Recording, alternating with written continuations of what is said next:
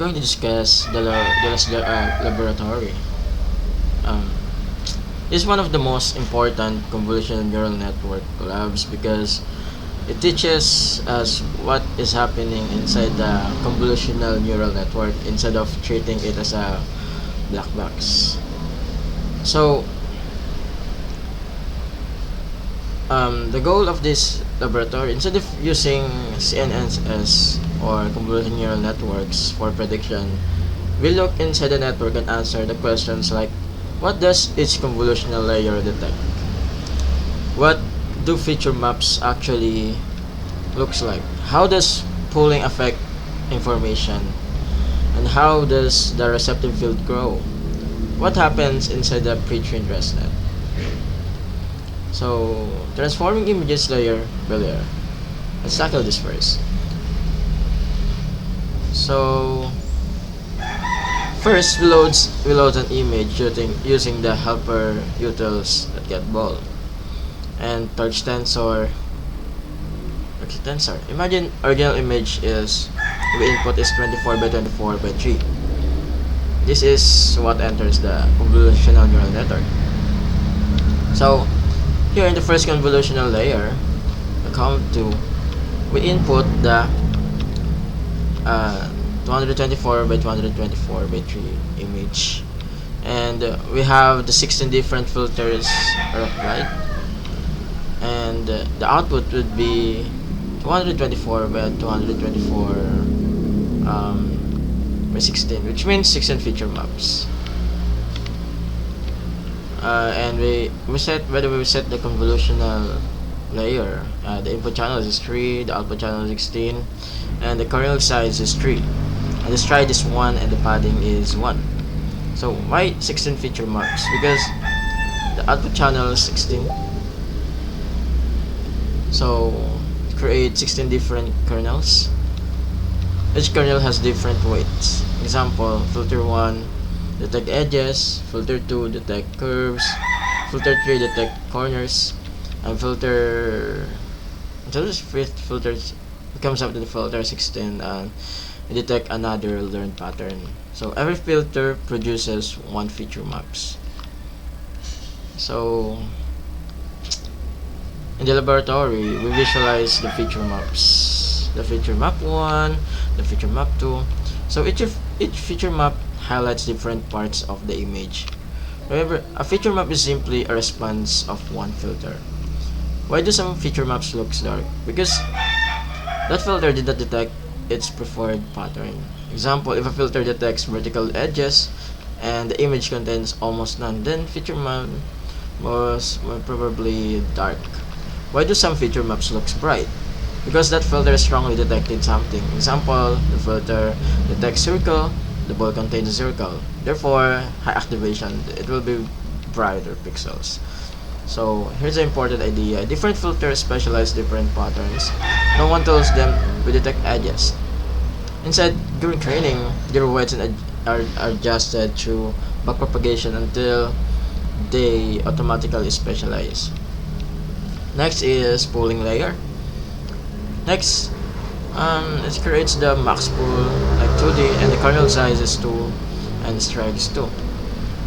So let's say the original feature map is 8 by 8, and after pooling it will become 4 by 4. So special size is shrinks.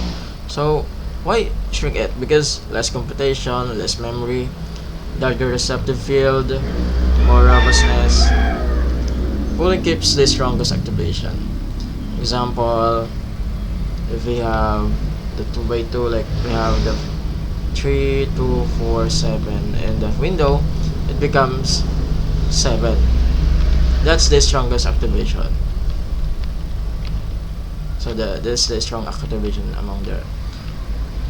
Next is build a 3-layer convolutional neural network. So the sequence is from the input and convolutional to ReLU and pooling, and again convolution, ReLU, pooling, and again convolution, ReLU, and output. This lets us observe how information changes layer after layer.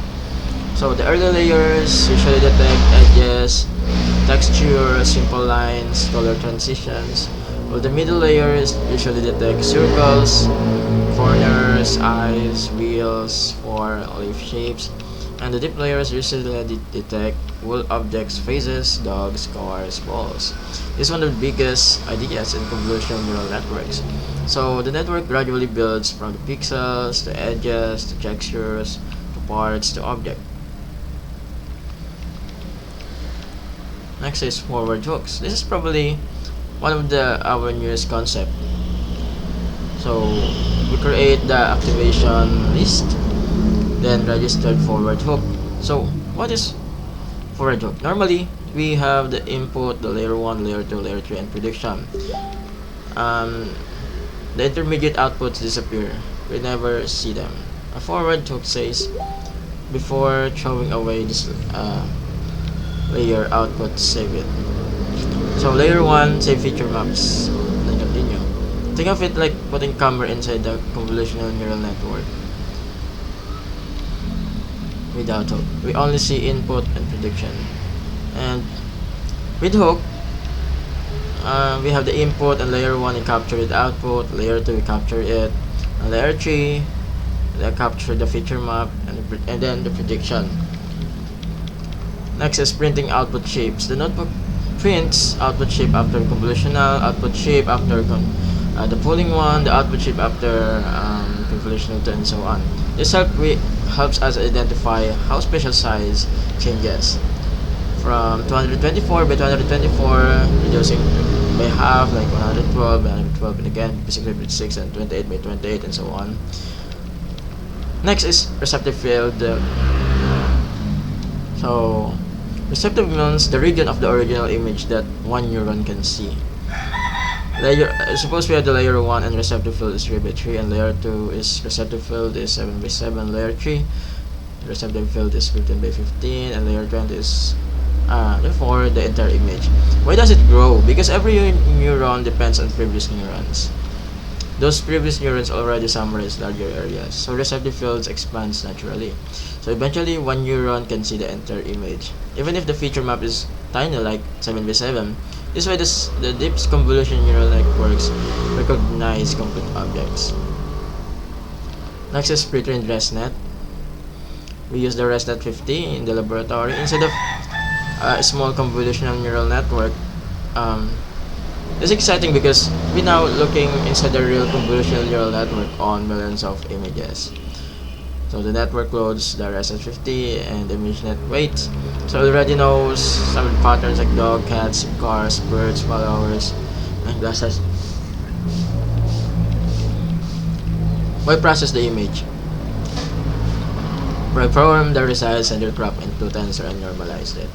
So resize makes every image consistent, like 224 by 224, and with center crop it keeps the center region, and we use the 2 tensor to convert the image to tensor.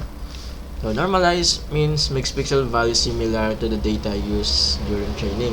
With that normalization, the pre-trained models perform much worse. So hooking the reset layers again. We register hooks like convolutional 1, layer 2, layer 3, and layer 4, and so on and so forth. Each layer's output is saved. Then it visualizes the input, the feature maps, and then other feature maps. Now, we can literally watch the image transform inside the ResNet. Why do we observe? Each early layer's feature map still resemble the image. We can clearly see the edges, textures, and shadows. So in the middle layers, the image becomes harder for humans to recognize. Instead, the network highlights parts for eyes, wheels, and curves. So in the final layer is almost impossible for humans to interpret but these feature maps contain a very high level semantic information. Thus, convolutional neural network now knows this looks like a cat instead of this is an edge. Next is interactive visualization. We use the plot widget inside of the model. It let us move through layers and observe from layer by layer until the final prediction. This is one of the best ways to understand how convolutional neural networks gradually transform an image. So the final summary here. From the original image, with convolution, each filter detects different patterns and produces one feature map. And after that, we perform activation, ReLU, and pooling. Shrinks the special size, keeps the strongest activations, helps increase the effective receptive field. In the early layers, edges, colors, and textures. In the middle layers, it detects corners, circles, object parts. In the deep layers, full objects, semantic features, and then classified it. So there's a three most important takeaways. So feature maps are visual evidence of what each filter has learned. Every convolutional filter produces one feature map that highlights where its learned pattern appears. As the network gets deeper, feature maps become smaller, while the receptive field becomes larger. This allows each neuron to see a larger portion of the original image and understand increasingly complex patterns. And forward hooks are an inspection tool. They don't change the network's behavior.